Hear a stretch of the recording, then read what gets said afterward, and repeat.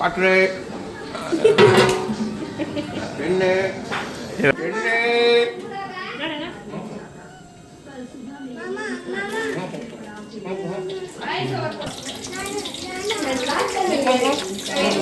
ತರಕಾರಿ ಕಟ್ ಮಾಡ್ಕೊಂಡಿರೋ ಒಂದ್ಸತಿ ಮಸಾಲ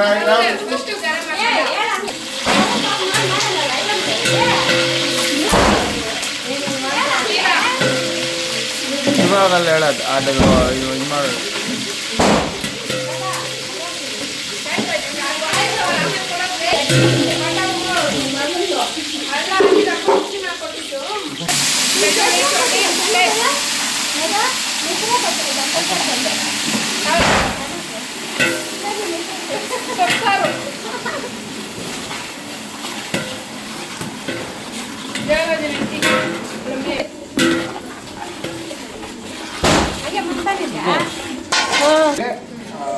ದೀಪಾವಳಿ ಪ್ರಯುಕ್ತ ಅತ್ತೆ ಮನೆಗೆ ಬಂದ್ವಿ.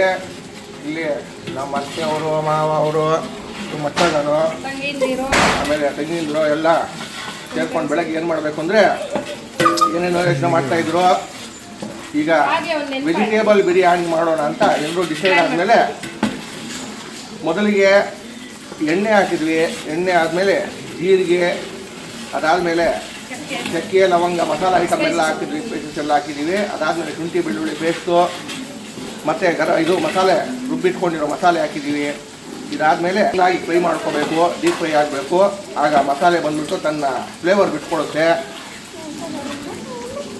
ಹಾಗೆ ಇದು ಸ್ವಲ್ಪ ಚೆನ್ನಾಗಿ ಕುದ್ದಾದ್ಮೇಲೆ ಈರುಳ್ಳಿ ಸೇರಿಸ್ಬೇಕಾಗುತ್ತೆ. ಈಗ ಈರುಳ್ಳಿ ಸೇರಿಸ್ಬೇಕು. ಈರುಳ್ಳಿ ಹಾಕ್ರಿ. ಈರುಳ್ಳಿ ಚೆನ್ನಾಗಿ ಹತ್ತಿಟ್ಕೊಂಡಿರ್ಬೇಕು ಸಣ್ಣಕ್ಕೆ. ಆಗ ಈರುಳ್ಳಿ ಚೆನ್ನಾಗಿ ಫ್ರೈ ಆಗಬೇಕು. ಅಷ್ಟರೊಳಗಡೆ ನಮ್ಮ ತಂಗಿಯವರು ಹೋಗಿ ಅಕ್ಕಿ ತೊಳೆಯೋಕ್ಕೆ ಪ್ರಯತ್ನ ಮಾಡ್ತಿದ್ದಾರೆ ಅಂತ ಹಾಕಿಲ್ಲ, ಸುಮ್ಮನೆ ಅದು ಹಾಕಿರೋದು.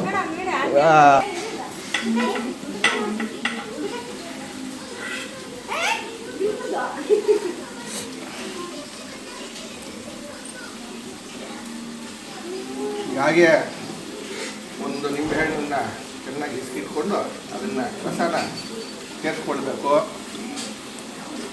ಮತ್ತು ಹುಳಿ ಇದ್ದರೆ ಅದು ಒಂಥರ ಚೆನ್ನಾಗಿರುತ್ತೆ. ಬರೀ ಖಾರ ಉಪ್ಪು ಇದೆ ಅಲ್ವಾ, ಸ್ವಲ್ಪ ಹುಳಿನೂ ಬೇಕಾಗತ್ತೆ. ಅದಕ್ಕೆ ನಿಂಬೆಹಣ್ಣು. ಗರಂ ಮಸಾಲ ಪೌಡ್ರು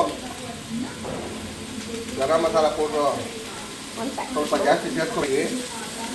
ವೆಜಿಟೇಬಲ್ ಪಲಾವ್ ಅದ ಕಾರಣ ಗರಂ ಮಸಾಲ ಸ್ವಲ್ಪ ಜಾಸ್ತಿ.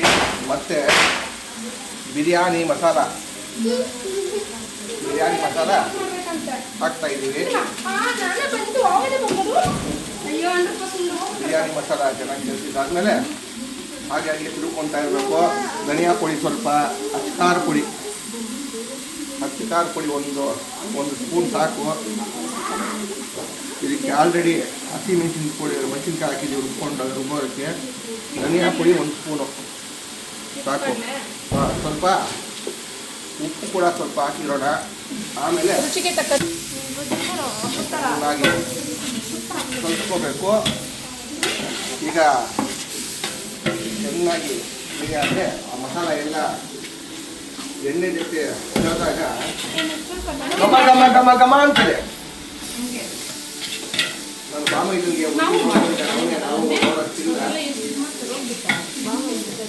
ಚೆನ್ನಾಗಿ ಎಲ್ಲ ಸ್ವಲ್ಪ ಎಣ್ಣೆಯಲ್ಲಿ ಫ್ರೈ ಆಗಬೇಕು. ಫ್ರೈ ಆದಮೇಲೆ ನಂತರ ಸ್ವಲ್ಪ ಹೊತ್ತಾದಮೇಲೆ ತರಕಾರಿ ಸೇರಿಸ್ಕೊಳ್ಳೋಣ. ನೋಡಿ, ಈ ಥರ ಚೆನ್ನಾಗಿ ಎಣ್ಣೆ ಜೊತೆ ಆ ಎಣ್ಣೆ ಆಚೆ ಹೊರಗೆ ಬರಬೇಕು. ಆವಾಗ ಸ್ವಲ್ಪ ಎಲ್ಲನೂ ಬೆಂದಿದೆ ಅಂತ. ಈಗ ತರಕಾರಿ ಸೇರಿಸಿ, ತರಕಾರಿ ಹಾಕಮ್ಮ. ತರಕಾರಿ ಹಾಕಿ ಚೆನ್ನಾಗಿ ಹಾಗೆ ಎಲ್ಲ ಬಗ್ಸಮ್ಮ. ನೋಡಿ, ಚೆನ್ನಾಗಿ ಎತ್ತಿಟ್ಕೊಂಡಿರ್ಬೇಕು ತರಕಾರಿ. ಕ್ಯಾರೆಟು, ಬೀನ್ಸು, ನವಿಲುಕೋಸು ಇದನ್ನು ಚೆನ್ನಾಗಿ ನೀರಲ್ಲಿ ತೊಳೆದು ತೊಳೆದು ಅದನ್ನು ಸೇರಿಸ್ತಾ ಇದ್ದಾರೆ. ಈಗ ನಾವು ಬಟಾಣಿ ಹಾಕ್ಬೋದಾಗಿತ್ತು ಸದ್ಯಕ್ಕೆ. ನನ್ನ ಮಚ್ಚ ಹೋಗಿ ಬಟಾಣಿ ತಿಂತೀನಿ, ಅವನಿಗೆ ಸ್ವಲ್ಪ ಭಾರ ಜಾಸ್ತಿಯಾಗಿ ಬಂದಿಲ್ಲ. ಆದ ಕಾರಣ ಬಟಾಣಿ ಸ್ಟಿಚ್ ಮಾಡಿ ಮಾಡ್ತಾ ಇದ್ದೀವಿ. ಈಗ ಈ ತರಕಾರಿನ ಈ ಮಸಾಲೆ ಜೊತೆ ಸ್ವಲ್ಪ ಹೊತ್ತು ಚೆನ್ನಾಗಿ ಆ ಮಸಾಲೆನ ಎಣ್ಣೆ ಆ ಮಸಾಲೆನ ಈ ತರಕಾರಿ ಚೆನ್ನಾಗಿ ಇಳ್ಕೊಬೇಕು. ಆಗ ಘಮ ಘಮ ಘಮ ಅಂತ ತಿನ್ನೋವಾಗ ಆ ಘಮ ಸ್ವಲ್ಪ ಟೇಸ್ಟ್ ಬರೋದು ಸಾಕು. ಇಷ್ಟು ಮಾತ್ರ ಮೊಸರು ಸೇರಿದ್ರೆ ಸಾಕು.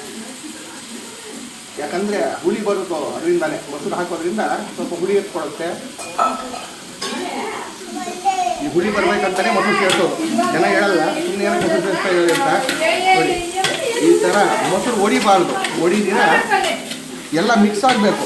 ತರಕಾರಿ ಜೊತೆ ಈ ಮಸಾಲೆ ಜೊತೆ ಮೊಸರು ಚೆನ್ನಾಗಿ ಮಿಕ್ಸ್ ಆದಾಗ ಅದು ರುಚಿನೇ ಬೇರೆ ಬರುತ್ತೆ. ಈಗ ಸ್ವಲ್ಪ ತರಕಾರಿ ಆ ಮಸಾಲೆನೆಲ್ಲ ಎಳ್ಕೊಂಡಾಗಿದೆ. ಇದಾದ್ಮೇಲೆ ಸ್ವಲ್ಪ ನೀರನ್ನು ಹಾಗೆ ಸೇರಿಸ್ಕೊಳ್ಬೇಕು. ಹಾಗೆ ಸ್ವಲ್ಪ ಜಾಸ್ತಿನೇ ತೊಗೊಂಬನ್ನಿ ನೀರು ನೋಡಿ. ಈಗ ತರಕಾರಿ ಎಲ್ಲ ಹೇಗೆ ಎಣ್ಣೆ ಬಿಟ್ಕೊತಾ ಇದೆ. ಮಸಾಲ ಎಲ್ಲ ತನ್ನ ಎಷ್ಟು ಬೇಕೋ ಎಣ್ಣೆನ ತಗೊಂಡು ಬಿಟ್ಟಿದ ಎಣ್ಣೆನೆಲ್ಲ ಮೇಲಕ್ಕೆ ಬಿಟ್ಕೊಳ್ತಾ ಇದೆ. ನೋಡಿ ಹೇಗೆ ಕುದೀತಾ ಇದೆ. ಹೀಗೆ ಕುದಿಬೇಕು. ಈಗ ಇದಕ್ಕೆ ಸ್ವಲ್ಪ ಜಾಸ್ತಿ ನೀರು ಸೇರಿಸ್ಕೋಬೇಕು. ಯಾಕಂದರೆ ತರಕಾರಿ ಚೆನ್ನಾಗಿ ಬೇಯಬೇಕು. ತರಕಾರಿ ಬೆಂದಾದಮೇಲೆ ಅದಕ್ಕೆ ಸ್ವಲ್ಪ ಏನು ಜಾಸ್ತಿನೇ ಎಷ್ಟು ಬೇಕೋ ಅಷ್ಟು ನೀರು ಹಾಕ್ತಾ ಇದ್ದಾರೆ. ಅಕ್ಕಿನ ಆಮೇಲೆ ಹಾಕ್ಕೊಡೋಣ. ಸ್ವಲ್ಪ ನೀರು ಚೆನ್ನಾಗಿ ಕಾಯಬೇಕು. ಕಾದಾದಮೇಲೆ ಇದಕ್ಕೆ ನಾವು ಅಕ್ಕಿ ಸೇರಿಸ್ಕೊಡೋಣ. ಅಕ್ಕಿನ ಫಸ್ಟೇ ಅಕ್ಕಿ ತೋರ್ಸಪ್ಪ. ಅಕ್ಕಿನ ಚೆನ್ನಾಗಿ ಅಕ್ಕಿನ ಒಂದು 2-3 ಸಾರಿ ತೊಳೆದಿಟ್ಟಿದ್ದೀವಿ ಸಪ್ರೇಟಾಗಿ. ಆ ಅಕ್ಕಿನ ಸೇರಿಸ್ಕೊಂಡು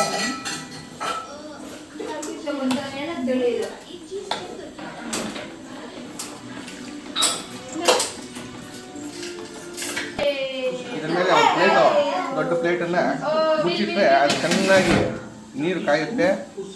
ನೀರು ಕಾದಾದ್ಮೇಲೆ ಮತ್ತೆ ಸಿಗೋಣ. ಸ್ವಲ್ಪ ರೆಸ್ಟ್ ತಗೊಳ್ಳಿ. ನೀವು ಮಾಡೋಕ್ಕೆ ಪ್ರಯತ್ನ ಮಾಡಿ. ತಿಂದು ಬೆಳಗ್ಗೆ ಬಾತ್ರೂಮ್ಗೆ ಹೋಗಿ. ಶುರು ಆಗ್ತಾಯ್ತಾ? ಹೇಳು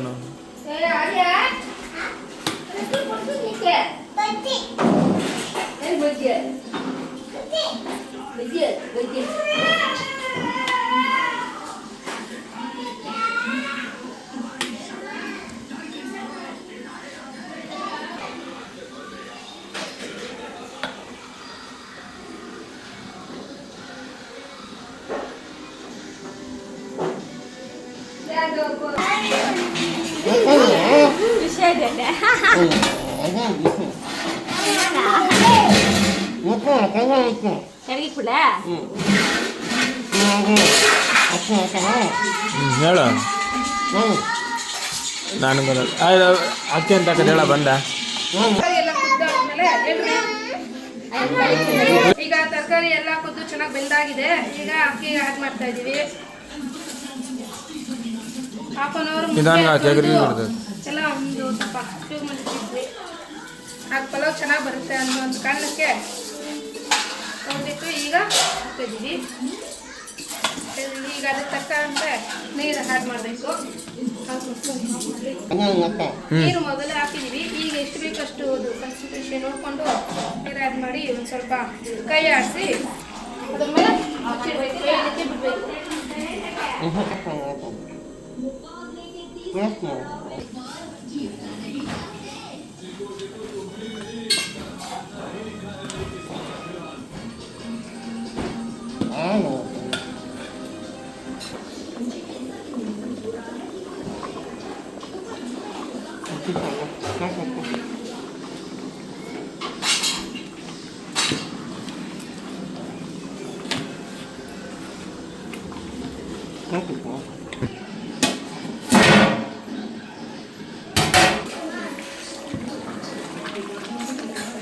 ಎರಡು ನಿಮಿಷ ಬಿಟ್ರೆ ದಮ್ಮಿಗೆ ಬಿಟ್ಟರೆ ಕ್ಲೀನಾಗಿ ಆಗುತ್ತೆ.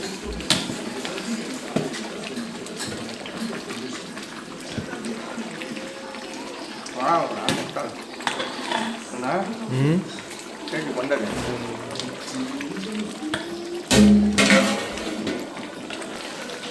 ನೀರಿಟ್ಟಲ್ಲ ಎಲ್ಲ ಸ್ವಲ್ಪ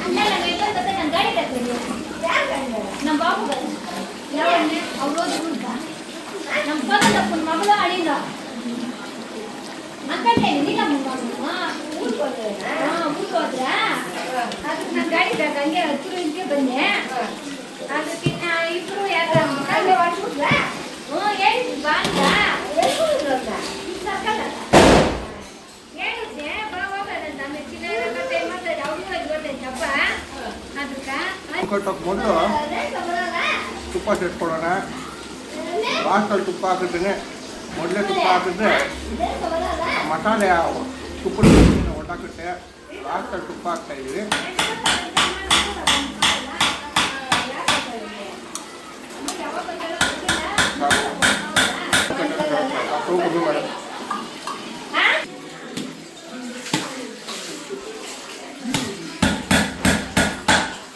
ಇದಕ್ಕೆ ದಮ್ ಕಟ್ಟಬೇಕು. ದಮ್ ಕಟ್ಟಬೇಕಂದ್ರೆ ನಮ್ಮ ಹತ್ರ ಅಂತ ಇದಿಲ್ಲ. ಬಟ್ ಈ ಟವಲ್ನ ಇದ್ರ ಮೇಲೆ ಈಗ ಹಾಕಬೇಕು.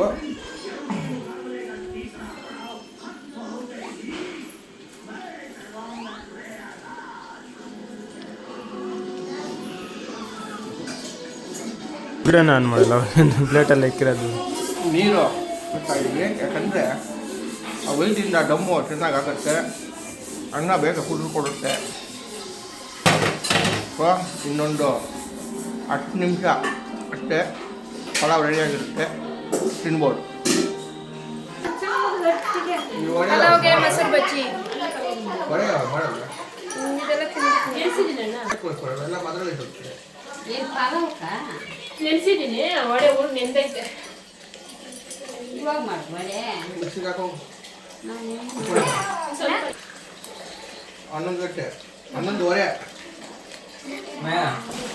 2 ಅವರ್ ಇದ್ದಾರೆ.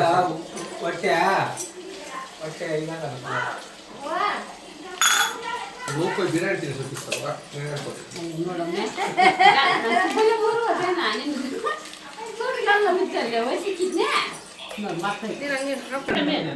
ತಗೊಳ್ಳೋದು. ಇರು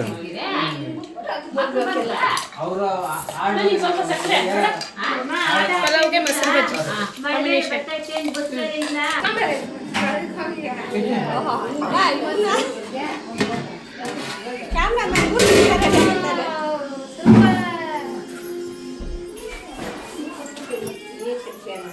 ಏನು ಹೊಸ ನಮ್ಮ ದೇಸಾಯ ಬಂದ್ಬಿಟ್ಟ ನಂಗಳೇ ಬಂದಿದೆ ನೋಡ. ಸ್ವಾಮಿ ಅದನ್ನ ಮಾಡ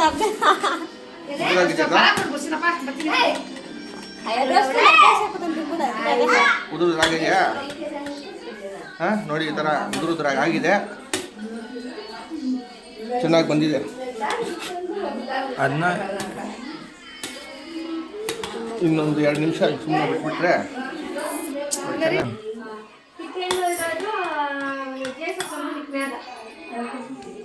ಇವಾಗ ಸಮಯ ಜಾಸ್ತಿ ಬಿಟ್ಟಿದೆ. ಸಮಯ ಸಾಕಿರು ಸಮಯ ತಟ್ಟೆಯಲ್ಲಿ ಹಾಕ್ಕೊಳ್ಳಿ, ಮೊಸರು ಬಜ್ಜಿ ಹಾಕ್ಕೊಳ್ಳಿ.